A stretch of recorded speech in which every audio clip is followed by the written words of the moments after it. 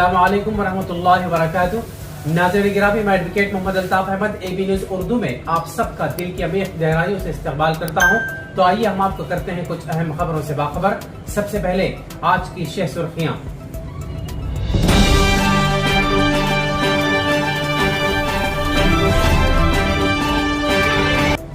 Karimnagar smart city कामों की पेशरफ्त का जायजा, गंगुला कमलाकर। कल्ब शहर टावर सर्किल करीमनगर पर स्मार्ट सिटी कामों पर एक नजर।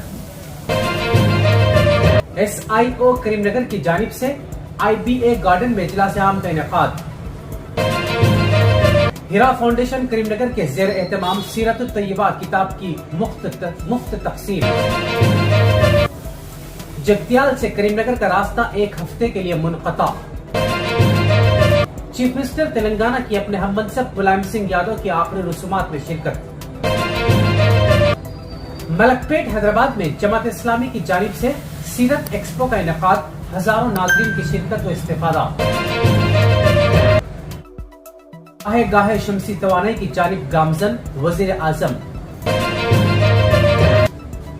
नाज़रीन गिरामी, एबी न्यूज उर्दू के मुताल्लिक़ जो फीडबैक हमको हासिल हो रहा है अल्हम्दुलिल्लाह वो हौसला बख्श है और इंतजामिया एबी न्यूज उर्दू इस नतीजे पर पहुंचा है कि हमारा अंदाज नाज़रीन को बहुत पसंद आया।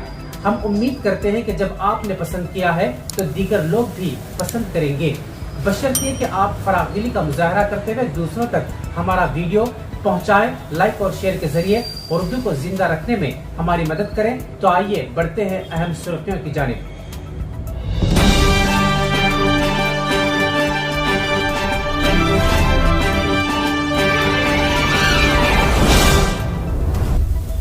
बरोज़ पीर कलेक्ट्रेट कॉन्फ्रेंस हॉल में वजीर गंगुला कमलाकर ने स्मार्ट सिटी केबल ब्रिज कामों की पेशरफ्त का आला ओहदेदारों के हमराह जायजा लिया।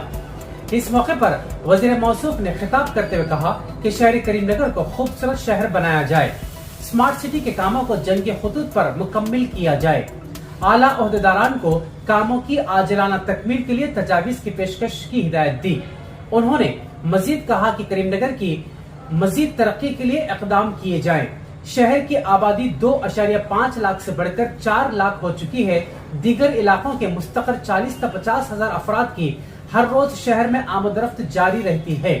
आबादी में हो रहे इजाफे के साथ शहर में ट्रैफिक के मसाइल पेश आ रहे हैं। सड़क सवारियों के इस्तेमाल के लिए और फुटपाथ राहगीरों के इस्तेमाल के लिए हैं। वजीर मौसूफ ने इन कवानीन पर अमल पैरा रहने की आवाम से अपील की। सड़कों पर से गैर मजाज कब्जों को हटवाने इक़दामात की ओहदेदारों को हिदायत दी और कहा कि करीमनगर को क्लीन सिटी बनाए रखने पर ही कंपनियों के शहर में आमद के इम्कान बाकी रहेंगे। उन्होंने कहा कि स्मार्ट सिटी के कामों को अंदरून 1 माह मुकम्मिल कर लें। केबल ब्रिज के कामों को 31 दिसंबर तक मुकम्मिल करने ओहदेदारान को हिदायत दी गई।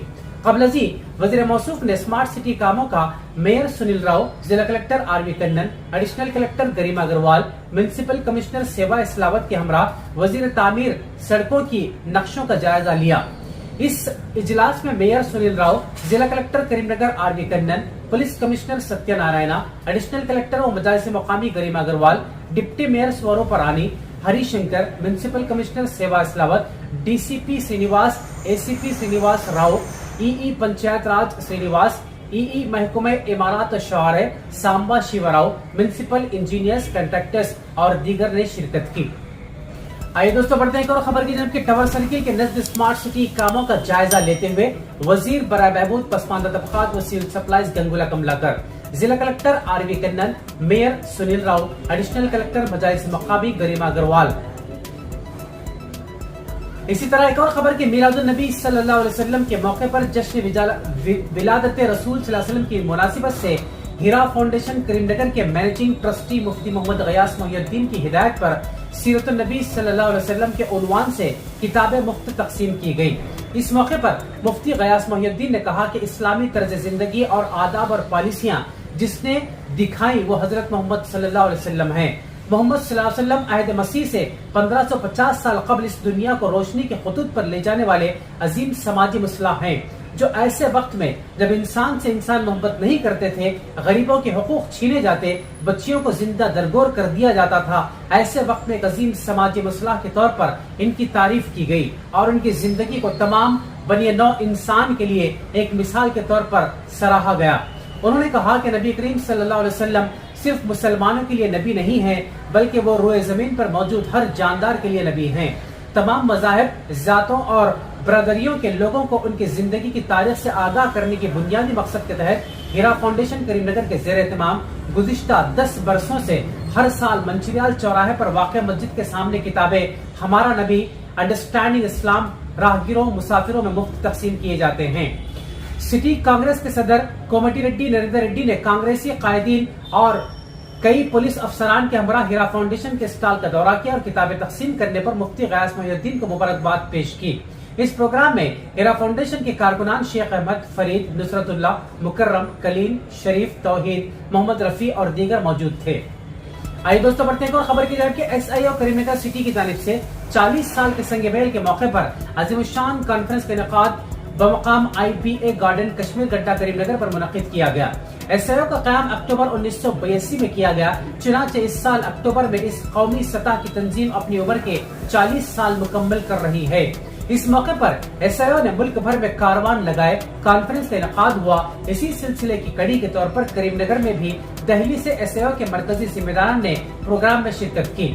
کانفرنس کا آغاز قاری محمد ابوبکر صدیق کی تلاوت سے ہوا۔ مہمانان خصوصی کے طور پر تلنگانہ وقف بورڈ کے رکن ملک معتصم خان صاحب نے شرکت کی۔ انہوں نے کہا کہ ہندوستان کے ان تاریخ حالات کو صرف پیغام بصیرت سے ہی منور کیا جا سکتا ہے۔ آپ نے کہا کہ یہ امت مسلمہ کی ذمہ داری ہے کہ وہ ہندوستانی عوام کو محمد صلی اللہ علیہ وسلم کی سیرت سے واقف کرایا جائے۔ بعد ازاں ایس آئی او تلنگانہ کے صدر ڈاکٹر طلحہ فیاض الدین نے بھی نوجوانوں کو خطاب کرتے ہوئے کہا کہ وہ اپنے آپ کو پہچانے، اپنی ذمہ داریوں کو جانے اور زور دیتے ہوئے کہا کہ ملک کا مستقبل ان کے ہاتھوں میں ہے۔ قبل ازیں ایس آئی او کے کیڈر نے شاندار ریالی سے ایس آئی او کے کاروان کا استقبال کیا۔ عمر شہروز صدر ایس آئی او کریم نگر نے شرکاء کا شکریہ ادا کیا۔